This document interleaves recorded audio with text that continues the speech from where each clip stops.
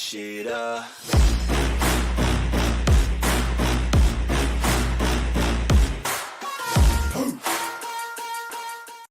What is your profession?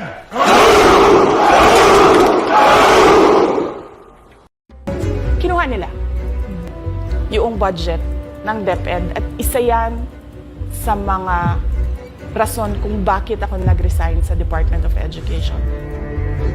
Hindi na ako papayag na sa susunod na taon, ganyan pa rin ang gawin nila at ako yung mananagot sa ginagawa nila.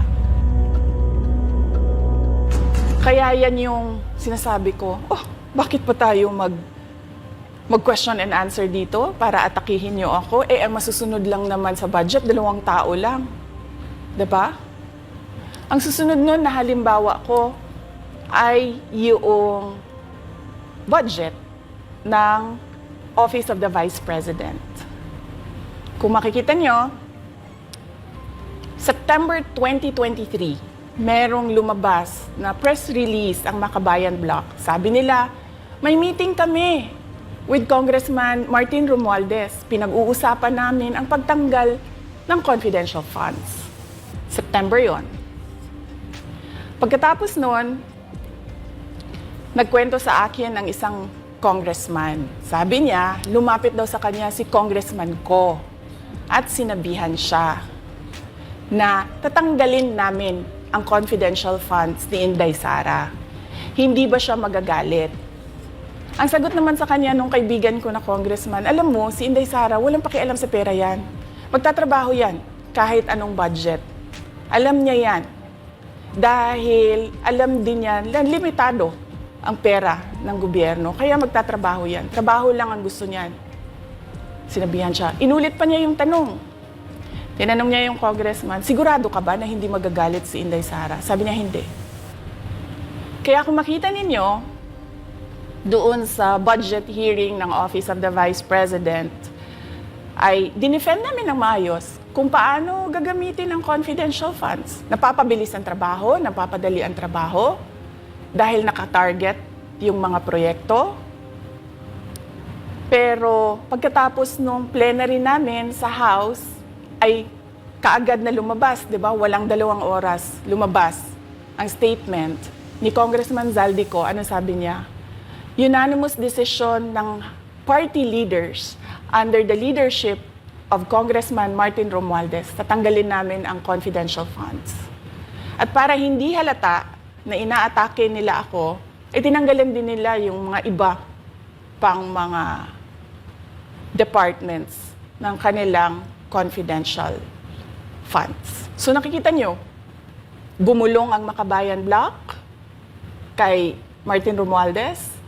At dahil sa kagustuhan ni Martin Romualdez na hindi siya atakihin, at dahil sa gusto niyang suportahan ang Makabayan at ang NPA, nakinig siya. At ang ginawa niya, tanggalin yung budget. Alam na nila kung anong gagawin nila bago pa kami pumunta sa plenary ng House. Hindi ko alam yon. Kasi nasabihan na lang ako nung kaibigan kong congressman pagkatapos na. Nung nakita ko na nagsabi si Zaldico, tanggalin niya ang confidential funds ng Office of the Vice President. So doon ko na lang naintindihan na aatake sila gamit ang confidential funds. Dahil sumunod nun, October, ay merong dated na October na audit memorandum ang Commission on Audit. Tapos meron silang October 3 na audit memorandum ang Commission on Audit. So sunod-sunod yun, makita mo. Naglabas ng press release ang Makabayan, nag-defend kami ng budget namin, nagsalita si Zaldico, lumabas ang mga AOM ng COA, September, October. Kaya yan din yung rason. Nung nakita na namin at na-confirm namin doon sa audit memorandum ng COA na ito na yon, confirmation ng pag-atake.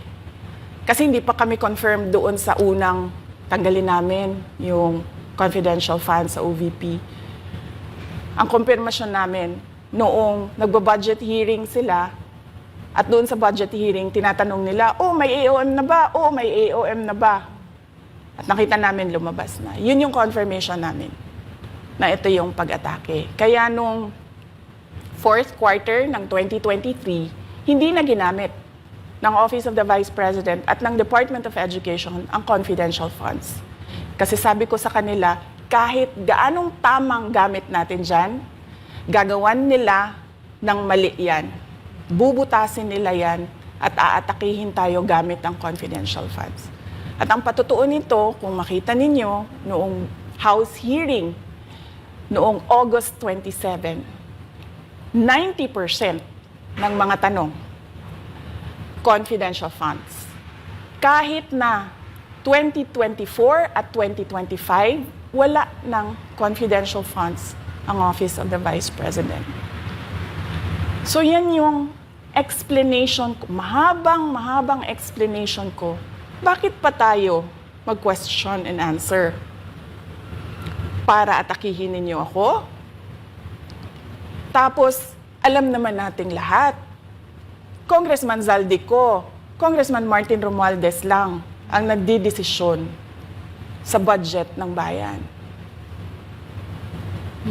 Madam Vice President, it seems na there's this great plan against you talaga to destroy you.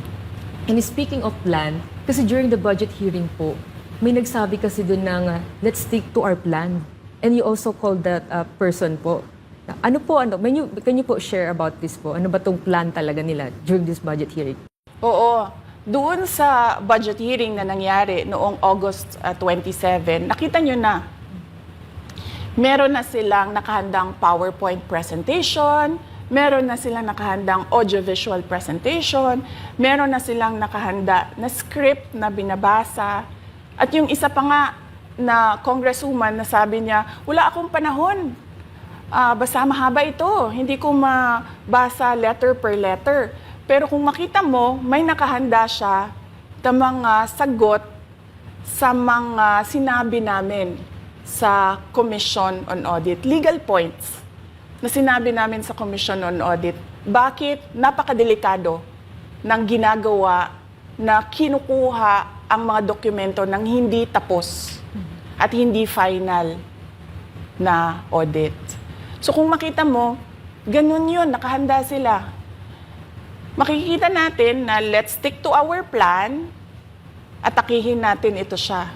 Walang kinalaman sa kanyang Office of the Vice President 2025 budget proposal, kundi lahat ay may kinalaman sa confidential funds na matagal nang may kaso, 3 pa nga ang kaso sa Supreme Court, matagal nang pinapa-audit nila at nagko-cooperate kami doon sa audit. Kaya makikita ninyo kung ulit-ulitin natin yung nangyari noong House budget hearing noong August 27. Meron silang plano na gamitin yon para siraan ako. At hindi lang sila tumitigil dyan. Kung makita ninyo, ngayon naman nasa DepEd budget sila ng pagsira ng pangalan ko. Kahit wala akong kinalaman doon sa mga observations ng Commission on Audit, sinasabi nila na kasalanan ni Inday Sara yan.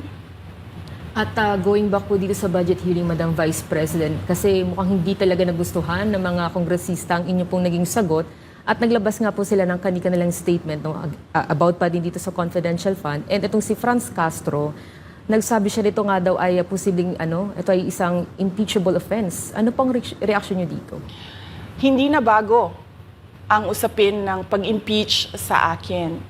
Kung babalik tayo nung nakaraang taon, ay nagsalita na si Franz Castro noong November 2023. Nagsabi na siya, ay pinag-uusapan namin ang impeachment ni Inday Sara. At nagbigay siya ng mga basehan doon sa ifa-file daw nila na impeachment. Kaya tuloy-tuloy lang yan na pinag-uusapan openly diyan sa House of Representatives ang impeachment. At lagi nandyan sa gitna si Franz Castro sa usaping impeachment sa akin. Unang-una, walang misuse ng confidential funds, walang misuse ng funds ng Department of Education. Kaya ngayon, ay pinipilit nilang gawan ng basihan yung mga sinasabi nila na impeachment sa akin. Kaya hindi bago yan na pinag-uusapan ang impeachment. Kasama yan sa plano nila laban sa akin. Ma'am, regarding naman po dito, kasi sa plano daw po nila, ay bigyan kayo ng 0 or 1 peso budget ang OVP po. Kung sakaling mangyari po ito, ano ang magiging hakbang po? Narinig din namin na merong defunding, i-defund daw ang Office of the Vice President budget. Narinig din namin na posibleng piso lang ang ibigay na budget sa Office of the Vice President. Handa ako sa Office of the Vice President na magtrabaho kahit walang budget. Maliit lang yung opisina namin, maliit lang yung operations namin, kaya kayang-kaya namin na magtrabaho kahit walang budget. Alam naman namin na kapartiyan ng pag-atake.